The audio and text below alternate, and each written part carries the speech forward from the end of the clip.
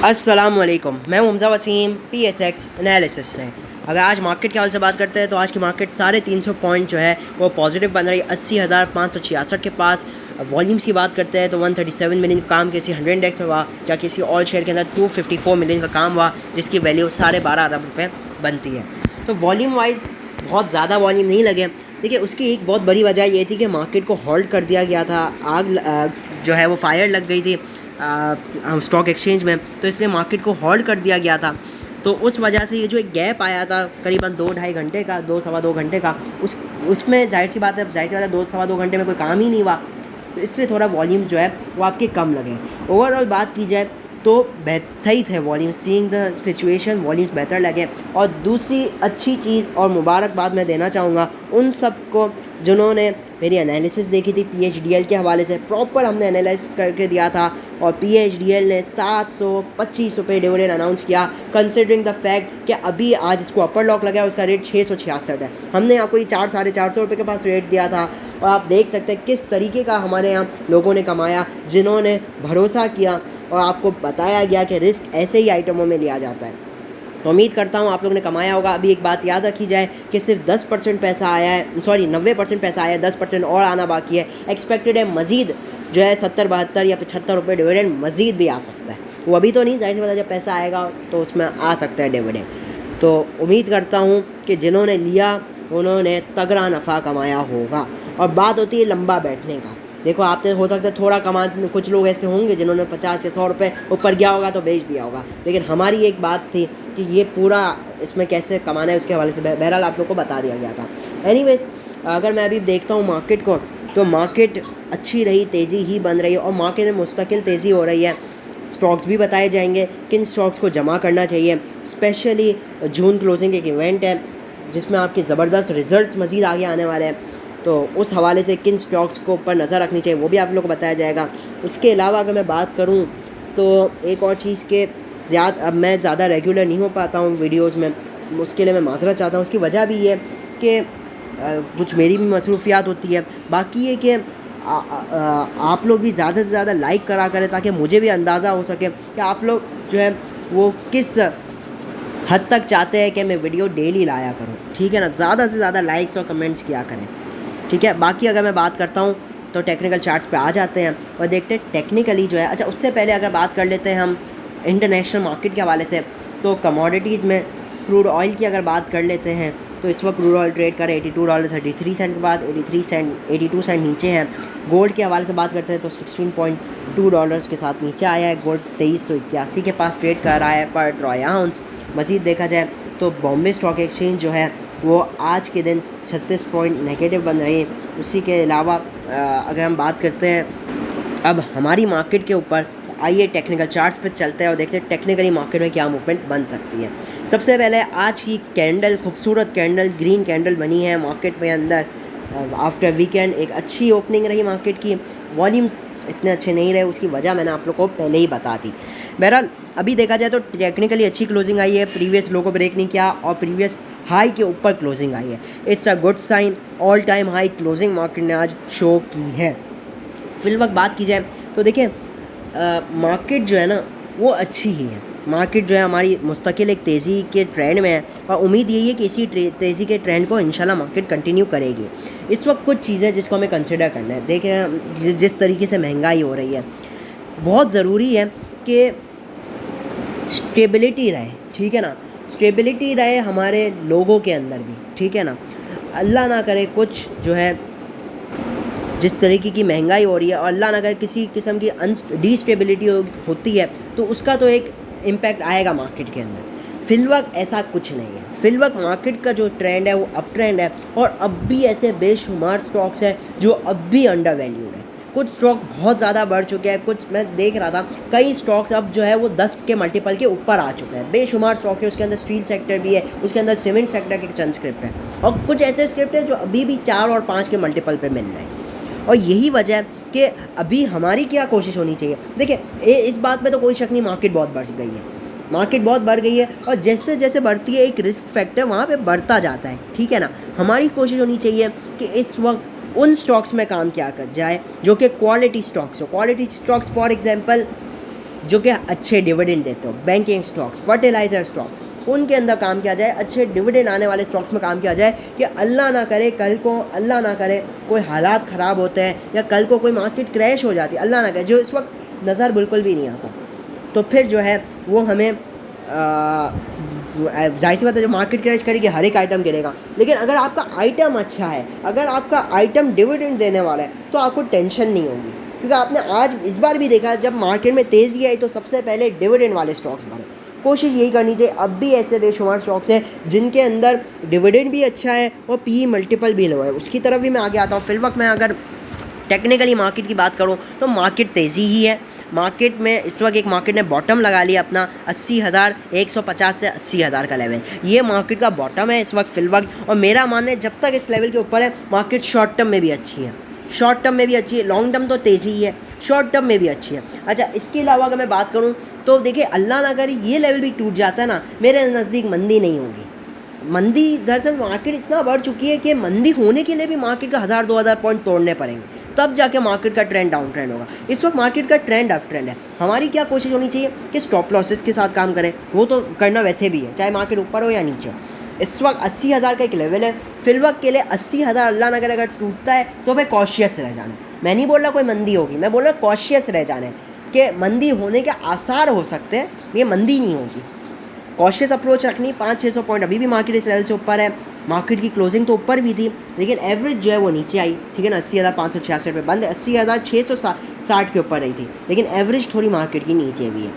बहरहाल अभी अगर मैं बात करता चलूँ तो सबसे पहले तो रेजिस्टेंस लेवल जो मार्केट का है वो 80,800 से 900 का है। जैसे ही ये मार्केट ब्रेक करेगा मार्केट इंशाल्लाह मजीद 81,000 को भी क्रॉस करेगी और आने वाला लेवल जो होगा वो 81,500 और 81,700 के लेवल्स होंगे। मैं एक बार चार्ट पे भी ये लेवल्स लगा देता हूँ, तो आप देख सकते हैं मार्केट का पहला सपोर्ट 80,400 पे 80,100 का है, 80,100 से 80,000 पूरा एक स्ट्रॉन्ग लेवल है। रेजिस्टेंस 80,900, 81,100, 81,400 और 81,700, तो ये लेवल्स मार्केट के लिए रहेंगे।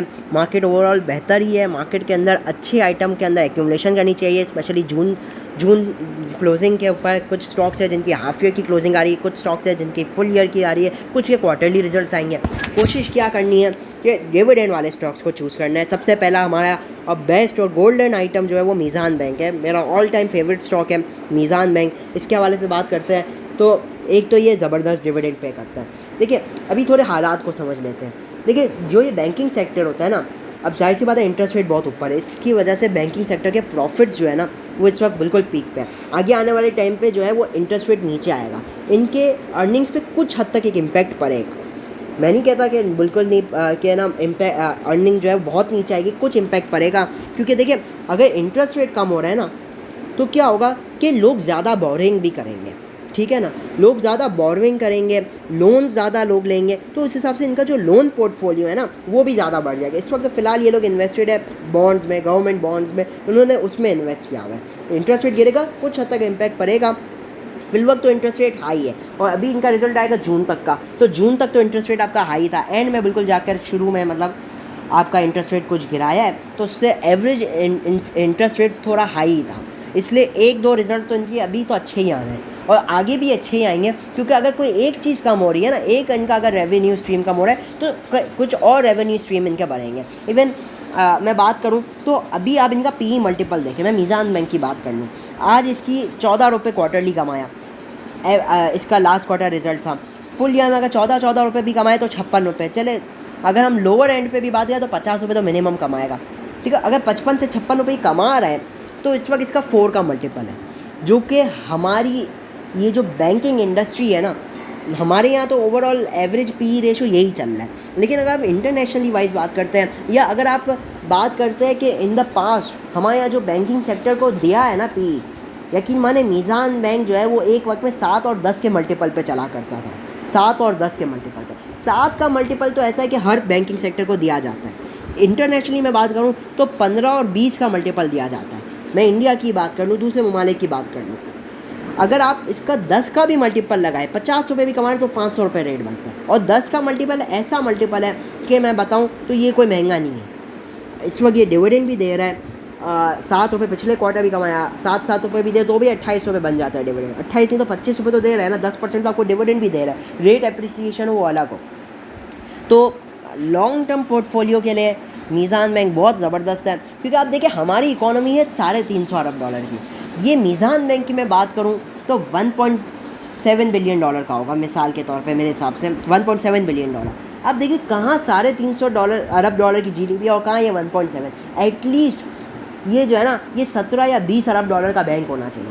सीइंग द फैक्ट ये one of the largest bank है पाकिस्तान का। और आप देखें तो उसे जीडीपी का यार 1% में 10% तो होना यार, 10% तो खैर ज़्यादा होता है, 5% तो हो ना। बैंक है, बहुत बड़ा बैंक है, पैसों की सारी ट्रांजैक्शंस इससे होती है।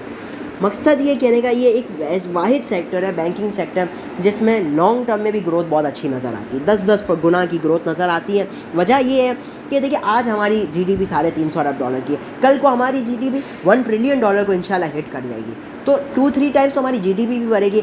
होपफुली ये स्टॉक 3 टाइम्स से ज़्यादा ग्रोथ करेंगे। तो बहरहाल ये एक लॉन्ग टर्म विज़न है। लॉन्ग टर्म विज़न के हिसाब से कोई बंदा अगर लेना चाहता है मीज़ान बैंक ले, और एक वो कर ले, नियत कर ले कि इसका जो डिविडेंड आएगा उसके डिविडेंड से मैं इसी के ही शेयर्स लूँगा। मैं आपको अगर एक कैलकुलेशन बताऊँ, अगर ये 10% भी देता है डिविडेंड साल का, और आपके पास 4000 शेयर है मिसाल के तौर पे, और आप इसी के डिविडेंड से इसी के शेयर्स लेते हैं, तो मोस्ट प्रॉब्ली 10 साल में आपके शेयर जो है वो 10 से 12 हज़ार हो जाएंगे। और इसका रेट क्या हो वो अलग चीज़ है। मेरा मीज़ान बैंक को जमा करना चाहिए। अच्छा, फिलवक्त तो ये हमने लॉन्ग टर्म की बात की। शॉर्ट टर्म में बात की जाए तो 2 डिविडेंड आएंगे। एक तो इसका अगस्त में आएगा, जून एंड जो है, ठीक है, हाफ ईयर का एक रिजल्ट आएगा इसका मीज़ान बैंक का, तो वो भी एक्सपेक्टेड है अच्छा ही आएगा, और उस पर डिविडेंड भी आप एक्सपेक्ट कर सकते हैं अच्छा। बहरहाल ये एक आएगा अगस्त में रिज़ल्ट, तो उसकी भी एक रैली बनेगी। अगस्त के बाद जो है ना, वैसे एंड ऑफ अगस्त तक इसका तकरीबन रिज़ल्ट आएगा, पिछली बार आया था तकरीबन 10 अगस्त को, ठीक है, तो बहुत करीब है इसका रिज़ल्ट, लेस देन हम, और तकरीबन 1 महीना ही समझ लीजिए रहेगी खाली, तो अच्छी रैली बन सकती है। अगस्त के बाद अगला रिज़ल्ट आएगा इसका अक्टूबर में, मिड ऑफ अक्टूबर। तो 2 रिज़ल्ट आएंगे इन 3 महीने के पीरियड में, तो मेरे हिसाब से जमा करना चाहिए।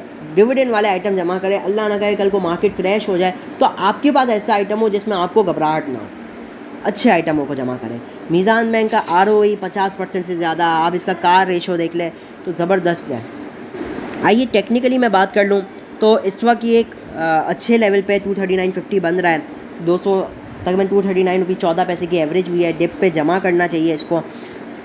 स्टॉप लॉस देख सकते हैं आप लोग, तकरीबन 237 के नीचे लगा सकते हैं। शॉर्ट टर्म ट्रेडर, मैं उनकी बात कर जो बिल्कुल शॉर्ट टर्म काम करते हैं। टारगेट क्या रखे, 240 पहला, 242 दूसरा, ठीक है। इस वक्त इसका जो लेवल है, मैं अगर आवरली चार्ट पे आ जाऊँ तो इस वक्त इसका एक inverted head and shoulder pattern भी बन रहा है। इसका ब्रेकआउट है 242.50 के ऊपर है। अगर 242.50 के ऊपर ये आवरली बेसिस पे क्लोजिंग दे देता है, इस बार गया था लेकिन क्लोजिंग नहीं दी थी, तो 242.50 या 243 के ऊपर क्लोजिंग दे देता है, तो ये शॉर्ट टर्म में मज़ीद 246 और 250 के लेवल्स को भी टारगेट चेज कर सकते हैं। क्योंकि आप देख सकते हैं, मैं ब्रश से आपको दिखाऊं तो ये एक हेड एंड शोल्डर पैटर्न बन रहा है, ठीक है। इसका ब्रेकआउट जो है वो 240-250 के ऊपर होगा, तो आवरली बेसिस पे इसके ऊपर क्लोजिंग ज़रूरी है। तो आप देख सकते हैं मीज़ान बैंक को। अगला जो स्टॉक मौजूद है हमारे पास, अगला जो स्टॉक है वो है हमारे पास इमेज पाकिस्तान। देखिए मैं इमेज पाकिस्तान के हवाले से अगर आपको कुछ बताऊँ ना, देखिए ये कंपनी है ग्रोथ ओरिएंटेड कंपनी। इसकी कुछ अच्छी चीज़ें भी है, कुछ बुरी चीज़ें भी है। अच्छी चीज़ों के ऊपर मैं बात करूँ तो एक तो इनकी ग्रोथ आउटस्टैंडिंग है, टॉप लाइन आउटस्टैंडिंग ग्रोथ कर रहे हैं। इनका इमेज जो है एक ब्रांड भी है, ठीक है, पाकिस्तान में एक ब्रांड भी है अच्छा। इवन अब ये इंटरनेशनली लेवल पे स्केल कर रहा है। यूके में इन्होंने अपना खोल लिया, दुबई इंटरनेशनल लेवल पे डिलीवरी कर रहा है, इंटरनेशनल लेवल पे अपनी सब्सिडरीज बनाई हुई है। अच्छी कंपनी है। बुरी चीज़ ये है कि एक तो ये राइट बहुत ज़्यादा इशू कर देती है। हमने देखा पिछले बार भी राइट इशू किया इन्होंने, उससे पहले भी राइट करते रहे इशू। तो खैर हर बार राइट इशू करना कोई बुरी बात नहीं है, अच्छा है, चले। ग्रोथ ओरिएंटेड कंपनी है, ओवरऑल एक अच्छी ही कंपनी है। इस वक्त अगर बात की जाए तो अगर आप इनके फाइनेंशियल्स को देखेंगे तो अच्छी ग्रोथ रही है इनकी, बहुत अच्छी ग्रोथ रही। टॉप लाइन तो बहुत ज़्यादा स्केल रहा है। हमेशा हमने देखा है, देखिए अभी जो रिज़ल्ट आएगा वो सीज़न का आएगा, टॉप सीज़न का आएगा। आपने ये जून तक का रिज़ल्ट आएगा पहला तो, और देखिए अब जून तक का जो रिज़ल्ट होता है ना उसमें ईद आ चुकी है। मतलब ये होगा आपका तकरीबन अप्रैल मई और जून का रिज़ल्ट आएगा, उसमें ईद थी। तो ईद के लिए भी लोग कपड़े की शॉपिंग करते हैं, ये ब्रांड कपड़ों का है, तो इनकी सेल डेफिनेटली ये टॉप सीज़न का होता है। ये जून और उसके बाद कभी खैर ये सीज़न का ही होगा। तो इनका एक रिज़ल्ट बहुत अच्छा आने की चांसेस है। रेवेन्यू का ग्रोथ एटलीस्ट अच्छा आ सकता है। तो बॉटम लाइन तो मुझे नहीं आइडिया, लेकिन एटलीस्ट जो इनका रेवेन्यू है टॉप लाइन उसके अंदर एक ज़बरदस्त इजाफा होगा। तो बहरहाल इसको जमा किया जा सकता है। पिछली बार आप देख सकते हैं किस तरीके की रैली की थी इसने। खाली डेट अनाउंस होने पे इसने रैली की थी, 20 रुपये तक गया था। फिर खैर इस बार इसने राइट शेयर इशू किया। फिलवक अगर बात की जाए तो इसको डिप्स पे जमा करना चाहिए। इमेज पाकिस्तान को कोशिश करे कोई बहुत ज़्यादा शेयर ना लेकर रखे इसके, ठीक है ना, एक लिमिटेड अमाउंट ऑफ शेयर्स लेकर रखने चाहिए इसके, इतने के नुकसान आप लोग बर्दाश्त कर सकें, ठीक है ना। तो ये एक रिस्की कंपनी है, लेकिन इसका फिर आपका उसी हिसाब से आपको गेन होगा, ठीक है ना। जमा किया जा सकता है मेरे हिसाब से, चाहे तो 12 रुपये, अभी 13 रुपये है ना, तो डिप्स पे जमा करते जाए, 12.5 रुपये तक जमा ही करते जाए, 12 रुपये का स्टॉप लॉस लगाए। टारगेट इंशाल्लाह इसमें अच्छा होगा, इसमें होगा एटलीस्ट 13.5, 15 और 17 इस तरीके के टारगेट्स होंगे। जमा करना चाहिए, दोनों रिज़ल्ट में बैठना चाहे, 2 रिज़ल्ट्स में, तो दोनों रिज़ल्ट में बैठ सकते हैं। मतलब 2 से 3 महीने के लिए ये अच्छा आइटम है। इमेज का अगर मैं बात बताऊं तो इसका रिज़ल्ट आता है, मैं चेक करके बता देता हूँ पिछली बार कब आया था। मतलब सितंबर में आता है, अक्टूबर में आता है, वो आपको चेक करके मैं बता देता हूँ।